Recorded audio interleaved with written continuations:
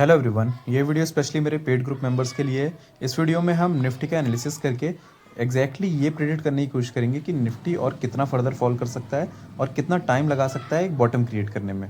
अब ये प्रेडिक्ट करना हमारे लिए क्यों इंपॉर्टेंट है, क्योंकि जब तक निफ्टी एक बॉटम ना क्रिएट कर दे तब तक हम मार्केट को लेकर ऑप्टिमिस्टिक नहीं हो सकते। क्योंकि एक बार बॉटम क्रिएट हो जाए तो उसके बाद हमें पता है कि निफ्टी ने वापस से अपने ऑल टाइम हाई पे दोबारा पहुंचना है और उस ऑल टाइम हाई को भी एक बार ब्रेक करना है। क्योंकि अभी जब तक ये बॉटम नहीं क्रिएट होगा तब तक मतलब हम एक बेयरिश ट्रेंड में हैं और नीचे की तरफ मार्केट जाने के चांसेस ज़्यादा हैं। तो ऐसे टाइम पे अगर आप जो भी पैसा मार्केट में लगाएंगे उस पैसे से पैसा जनरेट करना बहुत डिफिकल्ट हो जाता है। तो अगर लेकिन एक बार बॉटम क्रिएट हो जाता है तो फिर आप जो भी पैसा मार्केट में इन्फ्यूज़ करते हैं फिर आप मार्केट की रैली का पार्ट बन रहे होते हैं और आपके लिए पैसा कमाना मार्केट से ईजी हो जाता है। बस मैं कंपैरेटिवली बता रहा हूँ, वो तो डिपेंड करेगा आप कौन से स्टॉक्स चुनते हो, पर जनरल सेंस में कि जब मार्केट का बॉटम लग जाता है तो उसके बाद पैसा कमाना ईजी होता है क्योंकि मार्केट ऊपर की डायरेक्शन में चलना शुरू कर देता है। अब ये हम कैसे प्रेडिक्ट करेंगे, तो ये इसको हम सिंपली डेटा की मदद से प्रेडिक्ट करेंगे। मैंने क्या किया है कि अभी निफ्टी को टॉप से लेकर मार्क कर लिया है कि कितने परसेंट का फॉल है। तो आप देखेंगे 12% से ज़्यादा का फॉल है, करीब 110-112 दिन निफ्टी को हो चुके हैं। तो ये टॉप से जो 12% से ज़्यादा का फॉल है, हम पास्ट के ऐसे सारे इवेंट्स को जैसे हमने लास्ट वीडियो में मार्क किया था, बट इस बार हम प्रिसाइज तरीके से मार्क करेंगे कि कब कब निफ्टी एग्जैक्टली 12% से ज़्यादा गिरा है, यानी कि 12% अपने टॉप से। और क्योंकि हम 12% से ज़्यादा ऑलरेडी फॉल कर चुके हैं इसलिए हम सिर्फ 12% से ज़्यादा वाले ही इवेंट को कंसिडर करेंगे। तो ये ऑल सारे इवेंट मैंने ऑलरेडी यहाँ पे कंसिडर कर रखे हैं। जैसे यहाँ 17.80% गिरा है तो इसको 244 डेज लगे एक बॉटम क्रिएट करने में, और उस बॉटम को क्रिएट करने के बाद यहाँ से निफ्टी ने वापस से अपना रैली दिखाई। तो यहाँ पे पैसा कमाना बहुत ईजी हो गया होगा इस वाली रैली में, बट यहाँ पे पैसा कमाना बहुत डिफिकल्ट हुआ होगा जब मार्केट हर एक हाई के बाद एक लोअर हाई लगा रहा था और हर एक लो के बाद एक और लोअर लो लगा रहा था। तो इसके बाद इससे पहले भी हम देखेंगे तो यहाँ पे 39% का फॉल था, इसको 62 डेज लगे अपना बॉटम क्रिएट करने में। यहाँ पे भी 12% से ज़्यादा का फॉल था, इसको 107 दिन लगे। इस तरीके से हमने सारे फॉल निफ्टी के जो है मार्क कर लिए हैं, और ये हमने कब से मार्क करे हैं, सन 2000 से, यानी कि सन 2000 से हमने अभी तक के सारे ऐसे फॉल जो 12% से ज़्यादा के हैं वो सारे मार्क करके उसके लिए एक डेटा में हमने यहाँ पे प्लॉट कर दिया है। अब ऐसे कितने फॉल्स आए हैं सन 2000 से 2025 के, तो 17 बार ऐसा हुआ है कि निफ्टी ने 12% से ज़्यादा का फॉल दिया है अपने टॉप से, और उनको देने में कितना टाइम उसको लगा है वो मैंने यहाँ पे असेंडिंग ऑर्डर में ईयर वाइज मार्क कर लिया है। यानी कि सन 2000 के आसपास जो पहला फॉल था वो 52% का था, जिसको 582 डेज लगे थे रिकवर करने में। फिर 27% का फॉल था टॉप से, ये उसके बाद वाला, जिसको 168 डेज लगे थे। उसके बाद यहाँ पे 13% के आसपास का फॉल था जिसको 53 डेज लगे। फिर से 13% का फॉल था जिसको 23 डेज लगे। इस तरीके से ये यहाँ से असेंडिंग ऑर्डर में ईयर वाइज। अब इसमें हम कर क्या रहे हैं, इसमें हम देख रहे हैं 12% से ज़्यादा वाले फॉल तो हमने सारे ही ले लिए, बाकी फॉल हमने कंसिडर नहीं किए 12 से कम वाले, और साथ साथ हमने नंबर ऑफ़ डेज़ जो बॉटम क्रिएट होने में लगे हैं वो हमने सारे ही ले लिए। बट ऑलरेडी अगर आप यहाँ पे देखोगे तो निफ्टी का 110-12 दिन, ये इस लेटेस्ट वाला फॉल है अभी जो 12% से ज़्यादा का है, तो हमने अप्रॉक्स 12% लिख लिया और 110 दिन लिख लिया, जिसको एग्जैक्टली 112 दिन, शायद 114 दिन हो चुके हैं। तो 110 दिन निफ्टी को ऑलरेडी अगर हो चुके हैं तो हम इनमें से वो सारे नंबर जो 110 दिन से कम के थे, यानी कि उससे पहले ही निफ्टी ने अपना बॉटम क्रिएट कर लिया था, वो वाले नंबर्स को हम स्किप कर देंगे, क्योंकि उसमें उससे पहले ही निफ्टी की रिकवरी हो गई थी। तो वो हमारे लिए यहाँ कंसिडर करना इंपॉर्टेंट नहीं है, क्योंकि हमारे केस में निफ्टी की रिकवरी हुई नहीं है और 110 दिन हो चुके हैं। तो ये वो सारे डेज़ हैं जब निफ्टी, अगर मैं मार्क करके आपको बताऊँ, जैसे कि ये वाला दिन है, ये वाला दिन है, ये वाला जो जो ये फॉल थे, ये वाले 53 डेज़, 23 डेज़ और ये 13%, ये सारे फॉल्स को हम यहाँ पे कंसिडर नहीं करेंगे, क्योंकि इनको 110-12 दिन से कम टाइम लगा था वापस से अपना बॉटम क्रिएट करने में, और उसके बाद इन्होंने रिकवरी शो कर दी थी। अब यानी कि हमारे पास सिर्फ 1, 2, 3, 4, ये ब्लू वाले जो मार्क किए हैं 5 और एक 6, ये 6 डेज़ रह जाते हैं, 6 इवेंट्स रह जाते हैं जब जब निफ्टी ने 112 दिन से ज़्यादा टाइम लिया था और 12% से ज़्यादा टाइम लिया था। यानी कि हमारा जो करंट इवेंट है उससे एग्जैक्टली सिमिलर ये सारे इवेंट हैं। इसमें भी हमने 2 इवेंट देखे, जो एक ये 52% के फॉल का है जो यहाँ ब्लू से मैंने आगे क्रॉस लगा रखा है, ये वाला, और एक यहाँ पे जो 59% का है जो यहाँ पे ब्लू से क्रॉस लगा रखा है। तो इन 2 इवेंट को भी हम इसमें से स्किप करेंगे। क्यों? क्योंकि ये दोनों इवेंट जो थे यहाँ पे बड़े बड़े इवेंट्स, जैसे कि ये वाला सन 2000 के आसपास ये .com बबल का था, तो इसलिए ये कोई स्पेसिफिक बड़ा मेजर इवेंट था, एक बड़ा क्रैश था, तो उसकी वजह से 52% मार्केट फॉल किया।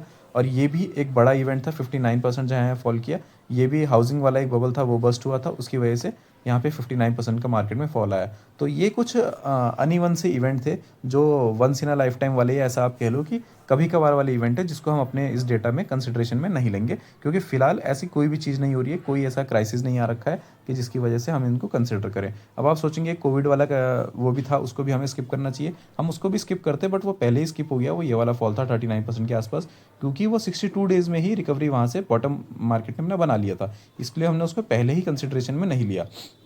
तो यानी कि ये दो जो मेजर फॉल थे वो हमने इसमें से हटा दिए। अब हमारे पास सिर्फ ये चार रह गए हैं। ये 168 डेज़ में 27%, 406 डेज़ में 28%, ये 362 डेज़ में 24% और 224 डेज़ में 18%।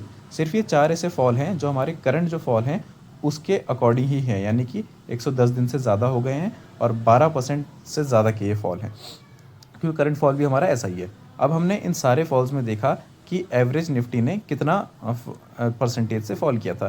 तो 27%, 28%, 24 और 18, इनका एवरेज आप निकालेंगे तो 24 पॉइंट समथिंग आएगा। तो इसको मान लिया हमने 25%, यानी कि एवरेज निफ्टी जब जब 12% से ज़्यादा फॉल किया है और जब जब वो फॉल 110 डेज से ज़्यादा चला है तो वो 25% के एवरेज फॉल तक गया है। और अगर नंबर ऑफ़ डेज़ आप निकालेंगे कितने नंबर ऑफ़ डेज़ के बाद बॉटम क्रिएट हुआ, तो उसमें आप देखेंगे तो इन चारों के नंबर ऑफ़ डेज़ मैंने ले लिए इन इवेंट्स के, और वो है उनका एवरेज है 295, यानी करीब 300 दिन उसको लगे हैं अपना बॉटम क्रिएट करने में।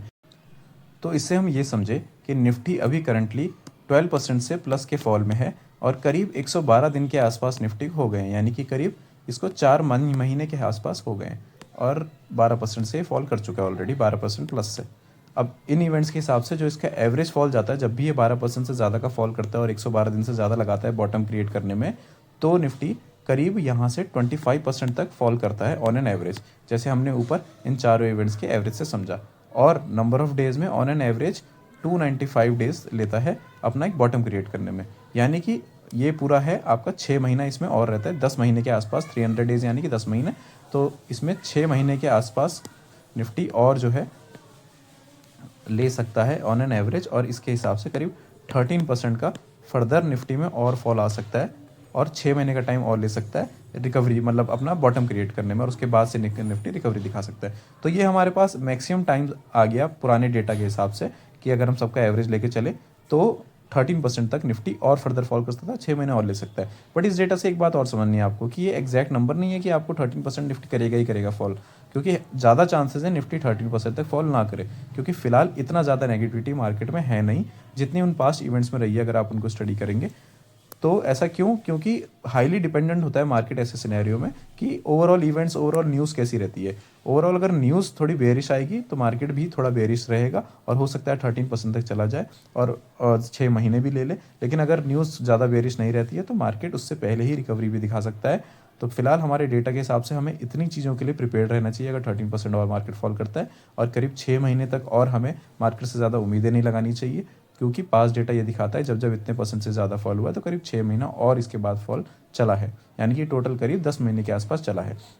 अब इसमें एक चीज़ और यहाँ पे इंपॉर्टेंट है, ये बिल्कुल जो चार मैंने आपको इवेंट यहाँ पे दिखाया ना, एक तो ये वाला, एक ये वाला और एक ये वाला जो हमारे इवेंट से सिमिलर है, और एक ये वाला, और ये हमारा करंट इवेंट है ये वाला। तो इन चारों इवेंट में अगर आप देखेंगे जो जो स्टार्टिंग का इवेंट था 168 डेज़ का, सिर्फ एक यही इवेंट ऐसा है जो सबसे पुराना वाला जिसमें सबसे कम नंबर ऑफ डेज़ लगे थे, जो करीब सन 2001-2002 के आसपास का था। लेकिन उसके बाद से अगर आप लेटेस्ट इवेंट्स को ज़्यादा प्रायोरिटी दें तो उसके बाद से अगर आप देखेंगे तो पहला इवेंट ये है जिसमें 406 डेज़ लगे थे, 28% तक फॉल हुआ था। उसके बाद दूसरा इवेंट ये है जिसमें उससे कम दिन लगे थे, 362 डेज़ लगे थे और जिसमें सिर्फ 24% फॉल हुआ था, यानी कि पुराने से कम। और उसके बाद तीसरा इवेंट ये है जिसमें 244 डेज़ लगे थे, जिसमें सिर्फ 18% फॉल हुआ था, यानी कि परसेंटेज में भी पुराने वाले से कम और नंबर ऑफ़ डेज़ में भी पुराने वाले से कम। और अभी हमारे पास जो करंट है वो इन तीनों से ही कम है। तो जहाँ तक उम्मीद है तो ये इस 18% के फॉल से भी कम होना चाहिए, जिस तरीके का पैटर्न पिछले 3 बारी से चल रहा है। और इन नंबर ऑफ़ डेज से भी जो है 244 इसको लगे थे बॉटम बनाने में, तो उससे कम दिन इसको लगने चाहिए। ऐसा मैं क्यों कह रहा हूँ? क्योंकि मार्केट इसी तरीके से चलता है, जो लेटेस्ट हमारे पास मूवमेंट्स होते हैं, यानी कि जो सबसे रिसेंट जो इवेंट्स होते हैं उनको मार्केट में ज़्यादा कंसिडर करके आप चलते हैं, और जो बहुत पहले की इवेंट्स होते हैं उनको उतना कम वेटेज देते हैं। इसीलिए मार्केट में जैसे आप मूविंग एवरेज देखेंगे तो एक्सपोनेंशियल मूविंग एवरेज होता है, ईएमए जिसको बोलते हैं, क्योंकि उसमें जो हमारे लेटेस्ट वाले जो इवेंट्स होते हैं उनको ज़्यादा कंसिडरेशन में लिया जाता है, क्योंकि ऐसा माना जाता है कि मार्केट अपना जो 20, 25, 30 साल पहले जैसा चलता था उससे कंपैरिजन में पिछले 10 साल से जो चीज़ें कर रहा है उनको ज़्यादा रिस्पेक्ट करते हुए चलेगा। आई होप आप समझ पा रहे होंगे मैं एग्जैक्टली कहना क्या चाह रहा हूँ। तो इस पैटर्न के हिसाब से भी हमें लग रहा है कि कम नंबर ऑफ डेज़ मार्केट को लेने चाहिए, 18% से भी कम, यानी कि 244 डेज से भी कम, 244 डेज से भी कम और करीब 18% से भी कम का फॉल। तो इसके हिसाब से करीब 6% का और फॉल रिमेनिंग है, और 244 डेज़ के हिसाब से ये करीब 110 दिन तो हो गए, यानी कि करीब 4 महीने के आसपास और यहाँ पे फॉल जो है रिमेनिंग है।